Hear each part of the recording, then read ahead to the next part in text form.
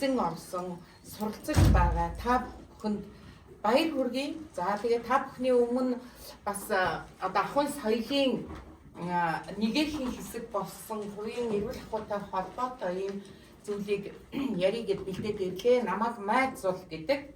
За миний одоо үндсэн мэргэжил бол махбодсруулах үйлдвэрийн технологи. За би хүнсний чанар аюулгүй байдал, хүнсний эрүүл ахуйн чиглэлээр мэргэжсэн одоо ийм багш юм байгаа. Тэгэхээр би бол хүнс хөнгөн үйлдвэрлэл дизайны сургуулийн профессор юм аа.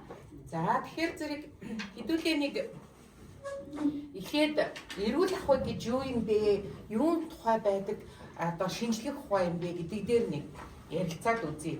За ер нь бол эрүүл ахуй гэдэг нь ерөөсөө бие махбодын тийм ээ хүний эрүүл одоо урт удаан наслах нөхцөл болцоог яавал хангаж болохыг түүнийг л судалдаг шинжлэх ухаан юм байна.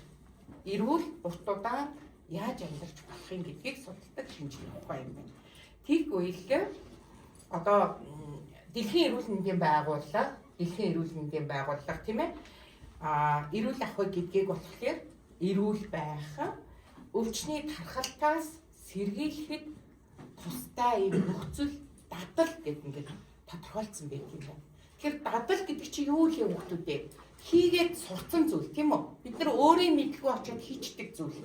Түүнийг л дадал гэдэг байгаа. Тэгэхээр бид нар эрүүл амьдрахын тулд одоо өвдөхгүй байхын тулд өвчлөлийг одоо тараахгүй байхын тулд ямар дадалтай, ямар мэдлэгтэй, ямар чадвартай байх ёстой юм бэ гэдгийг одоо хэдүүлээ ярилцъя.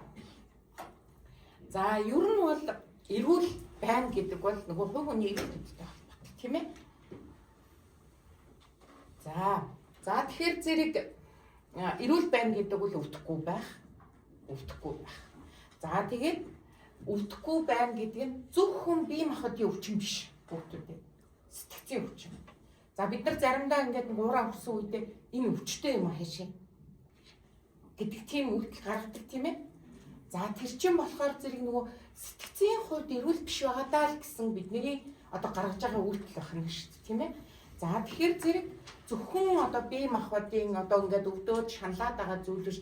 Энэ дотор сэтгэл дотроо өвдөхгүй байх, энэ сэтгэц эрүүл байх тал бас эрүүл мэндэд